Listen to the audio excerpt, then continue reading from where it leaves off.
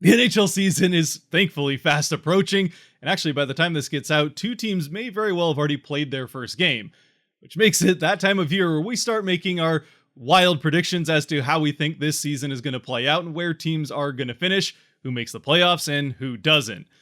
Of course, it all seems to make sense at the time as to why I predict and why anybody predicts teams to finish where they do, but then inevitably over the course of the season, things play out and hockey proves why we all come back to watch it every year, because you just really never know what's going to happen once the season gets going.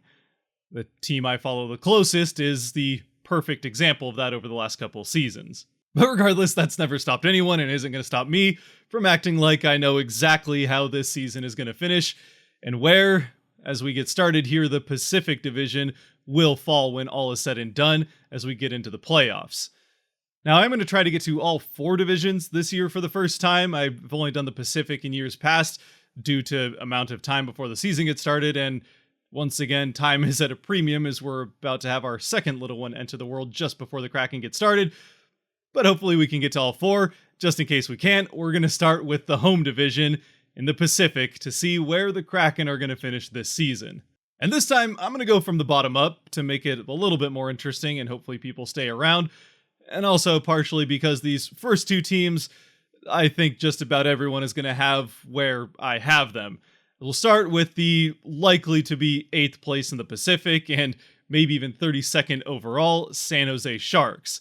Now, the Sharks did finish last season in 7th, thanks in large part to a good number of overtime losses that helped them, well, I guess in the end actually hurt them as it made their chances at Bedard a little worse. But either way, no matter how you look at it, they still managed to finish 4th worst in the NHL last season while they had Erik Karlsson on way to winning a Norris Trophy. And now that he's left in the offseason to go to Pittsburgh, yeah, it's not going to get any better, and in fact can pretty much only get worse for the Sharks, who still got 60 points last season and will be lucky to get there again. Or I suppose in effort to get the first overall pick, maybe unlucky from their viewpoint, but either way, this team is very likely to finish 8th in the Pacific, and maybe last in the league. Up next, finishing 7th in the division, and again, this probably won't come as a surprise to just about anybody, I have the Anaheim Ducks, who probably will be a bit better than last year, though it's hard to go down from 58 points and dead last in the NHL, doing absolutely everything that they could in their power to get Connor Bedard, but unfortunately for them, and thankfully as a fan of a division rival, they got jumped in what probably wasn't scripted, though you could forgive Ducks fans for feeling otherwise, by the Chicago Blackhawks, who, as we all know, ended up getting Bedard, and then the Ducks head-scratchingly skipped on Fantilli. Either way, the point is, regardless of who they got first overall, this team still is going to make at least a step forward, and honestly, at least to me anyway, it was a bit of a surprise that they were as bad as they were last season. I didn't think they were going to get close to making the playoffs or anything like that, but with Trevor Zegras and Mason McTavish, Troy Terry, and a couple of other guys still on that team, it didn't seem like they were a team destined for last place.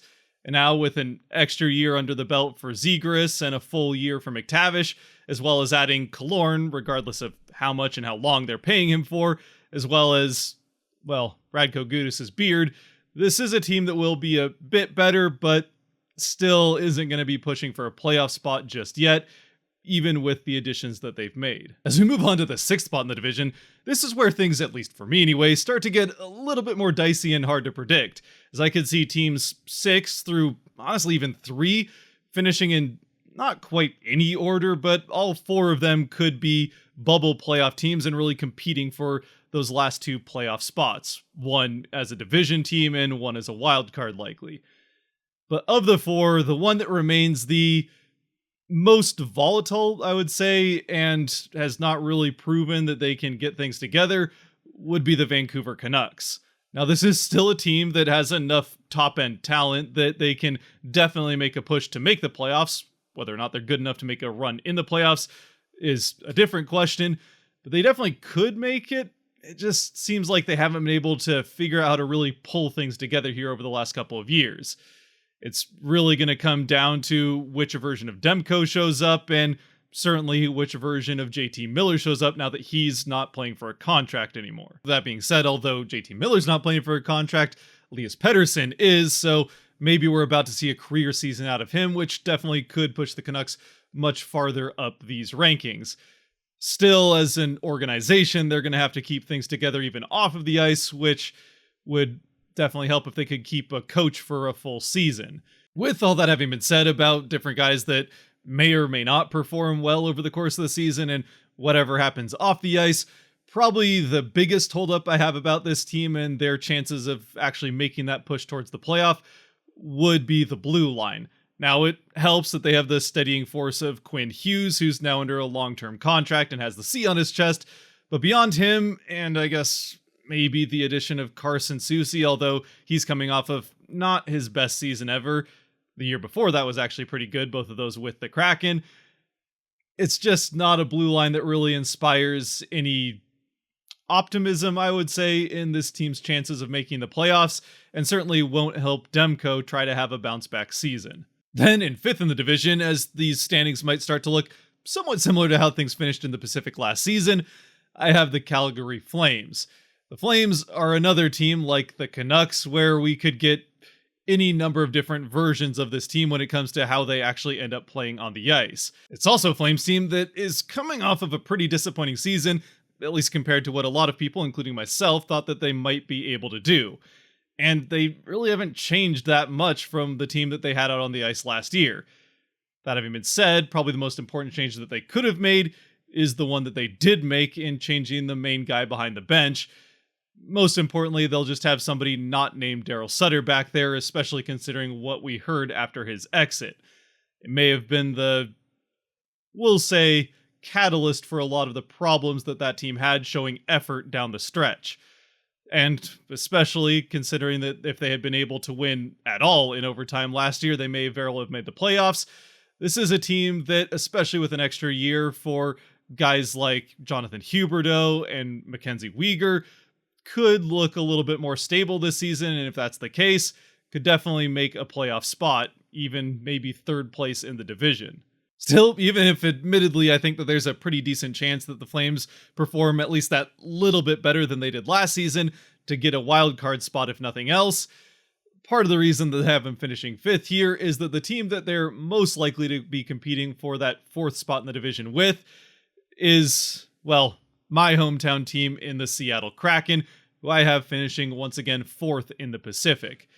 Now, I'll admit that part of the reason I am picking the Kraken here over the Flames is a little bit of optimistic homerism, if you will, especially considering that, like the Flames, the Kraken really haven't changed that much, a little bit more around the edges than the Flames have, as I say goodbye to most of the guys that made up that rotating fourth line and the bottom end of that famous depth that they had and got them as far as they did last season, like Morgan Geekie, Ryan Donato, and Daniel Sprong, which a couple of those guys did score a fair number of goals last season. Sprong scored 21, so a good 20-goal season from him on a pretty reasonable deal that the Kraken will have to find a way to find similar scoring. And, well, you never know. It could come from guys like Kyler Yamamoto and probably not Pierre-Edouard Bellemare, but you never really know. Especially Yamamoto could end up being another Ellie Tolvanen type guy that just wasn't in the right role in Edmonton and could come to Seattle and really have a resurgence and start to play like the player a lot of people thought he could when he entered the league. Regardless of who's on that fourth line for the Kraken, though, and who's getting that depth production that they might not have seen coming at the start of the year, once again, this is going to be a team that's relying on that strength of depth of the roster, as well as hoping that they get more playoff Philip Grubauer from this last season than inaugural season Philip Grubauer. And if recency bias says anything, then hopefully that'll be the case, and the Kraken can once again take maybe a little bit of a step forward and make their way to the playoffs and hopefully even get a little bit farther, which might be asking for a bit much. Getting to the second round and defeating the defending champs was a pretty good first trip to the playoffs, especially considering those playoffs were pretty unexpected. But ultimately with the Kraken, while most of us watching this are probably Kraken fans and would like to see them do even better than last season and get a little bit farther in the playoffs, or at least make the playoffs again, I think anything short of a big step backwards would be an acceptable outcome for them. Even if, yeah, it would be a little bit disappointing if, say, they end up getting edged out by the Flames, finish fifth in the division and just outside the playoffs. But as long as they don't take that big step backwards and regress to more like the inaugural season, for example, again, the strength of this team is definitely more, let's say, looking towards the future, with some of those guys coming up out of the farm system in the next few years, the continued development of Matty Beniers, and hopefully Shane Wright's ready. But even if he's not, it's obviously good news that we heard recently that he'll be able to play in the AHL if he's not quite ready for the NHL team, and be able to continue his development, which it's hard to say if he was really able to do that much developing last year, as he was pretty much just practicing with the team and then a little stint in the AHL, and spent a lot of time in the OHL where he just doesn't belong. Then in third in the division, I have the LA Kings finishing in the same spot they did last season. Once again, this is pretty much the same LA Kings team with that strong veteran core, as well as some developing young talent coming up to balance it out, with obviously the notable main addition of Pierre-Luc Dubois. That will certainly help with their biggest question mark, which is once again in net.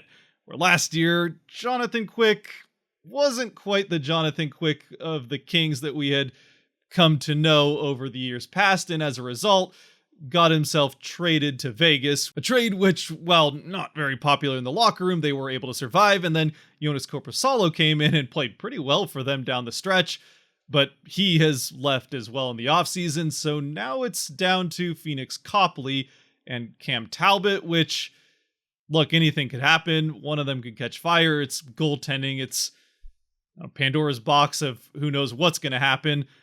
But it certainly isn't a proven goaltender tandem that they're going with. Still, the talent in front is good enough that this is a team that should make the playoffs. And speaking of Jonathan Quick, his also former team from last season is who I have next in the second spot in the unfortunately defending champion Vegas Golden Knights. For the Golden Knights, they really haven't made any additions and did lose a couple players in Riley Smith and Teddy Bluger. Not necessarily huge losses for them, as most of that same cast of characters that went and won the cup last year is back. Once again, goaltending will be the let's see what happens with the Golden Knights. Obviously, Aiden Hill's back with them after having easily the best stretch of games of his career, fortunately in the playoffs for the Golden Knights, as they were able to ride that incredible goaltending from Hill all the way to that Stanley Cup victory. Whether or not that was just a crazy playoff performance and Hill goes back to what we'd seen in the regular seasons past, or if he figured something out and Aiden Hill is going to be a Vezina-style goaltender will remain to be seen. Either way, goaltending has been a bit of a revolving door for the Golden Knights over the last few years, either due to injury or what have you. It doesn't seem to matter. Goaltenders seem to play well in Vegas, largely because the guys playing in front of them, once again, are pretty good. So really, the only reason that I have them finishing second rather than first is because the team that I have finishing first still has the, at least for now, best player in the world. We'll see what happens with Bedard. Some of the highlights he's been putting up in training camp have been pretty ridiculous, but at least for now, the best player undisputedly in the world, as well as another top 5 player, and that being the Edmonton Oilers, who, regardless of their struggles making it happen in the postseason, continue to be a team built to win and win a lot in the regular season, especially with now a full season of Ekholm on the defensive end. And as far as that's concerned, if Ekholm's able to play anything like he did down the stretch, in particular for the Oilers, as well as to some extent in the playoffs, that's going to be a pretty noticeable addition over the course of a full season. And considering he's going to get a actual training camp and all that with the team and is now more familiar with the city and guys he's playing with, I would have to imagine he should be able to live up to that. This could be a very good Oilers team over the course of this regular season. And once again, in Edmonton, it's going to be all eyes on the playoffs and what they can do there. Once again, for the Oilers, though, like a lot of the teams in the division that I've mentioned so far, probably the biggest question mark, other than, I suppose, defensive depth beyond Ekholm, is in net. Because while they do have Jack Campbell, who has stretches where he plays great and then stretches where he does not look like someone that belongs in the NHL, as well as Stuart Skinner, who was easily the best goaltender among rookies and probably the third best rookie overall. While Skinner probably will be getting more of the starts, I would have to expect he would anyway. We'll have to wait and see whether we get the Stuart Skinner that had the pretty good regular season or the Stuart Skinner that had a not so good playoffs. Either way, the team is good enough that they should have no trouble claiming one of the 3 division spots, barring some sort of catastrophic series of injuries or something like that. And again, like I've said a couple of times, it'll just be all eyes on what they can do once in the postseason. So one more time from top to bottom then, I have the Edmonton Oilers, who honestly I think are maybe even a good enough team they could make a push towards the President's Trophy, which doesn't bode any better for their chances in the playoffs. But Oilers first, Golden Knights second, Kings third, Kraken fourth, and we'll see what happens with the Central. The Flames in fifth could still end up making a playoff spot. We could see 5 Pacific teams. We almost did see 5 Pacific teams in the playoffs last year and could again this year. And then we've got the Vancouver Canucks, who will just have to prove that they've finally figured things out on and off the ice. And then, of course, in 7th and 8th, the Ducks and Sharks, who are unlikely to surprise anybody from those spots. But let me know what you think down in the comments. What did I clearly get blatantly wrong and will regret after the season comes to an end? Which teams am I underestimating? Which teams have I overestimated? And yeah, where you see this Pacific Division shaking out when all is said and done, especially kind of those middle 4 that I talked about that could flip-flop all over the place as this season goes along, with the top 2 and bottom 2, I think, pretty locked in, barring, again, injuries as far as the top teams are concerned. Aside from that, all that's left is to be accountable for last year's predictions, where last year I had, well, just about predicting-wise, the same type of season that I had the year before that, is I'm going to go with the same kind of scoring system that I set up in last year's, if you remember that one, where I give myself a chance to get 4 points with a correct guess of where that team would finish in the standings. Sorry, correct prediction of where that team would finish in the standings at the end of the year. And then I lose a point for every difference or every spot different from where I predicted them. So, for example, say with the Sharks, I predicted them to finish last this year, and somehow they surprise everybody with the greatest Cinderella story season of all time and finish first in the division. I would be wrong by 7 places, and that would be worth -3. But if I'm dead on, they get 8th, I'll get 4 points from that, with a total possible then, if I get everything absolutely perfect, of 32 points. Which then, as far as last season is concerned, I finished with, once again, a total of 16 points, the same number as I had the year before that. At least this time I got all the teams in the positive. I had the one negative, that being, of course, the team that I follow closest, although it was somewhat of an unknown coming into that inaugural season. I was optimistic, thought the Kraken would finish 3rd. They, of course, finished 8th, and I ended up with -1 point from them. Still got 16 total. This time they're all positive, still with 16 as coming into last season. I had the Oilers finishing 1st, the Flames 2nd, the Golden Knights 3rd, Canucks 4th, Kings 5th, Ducks 6th, Kraken 7th, and Sharks 8th. Which obviously, as we know, the standings, there were some differences there. Largely the Kraken were a lot better than 7th, so they jumped up a few spots. As we already talked about, both the Flames and Canucks kind of disappointed last year, so I only got 1 point from each of those 3 teams. That kind of drags it down a little bit. I don't know what that means for this season. Obviously, the team that I follow the closest is the one that I've been wrong about probably the most the last 2 seasons. But yeah, we'll just see what happens.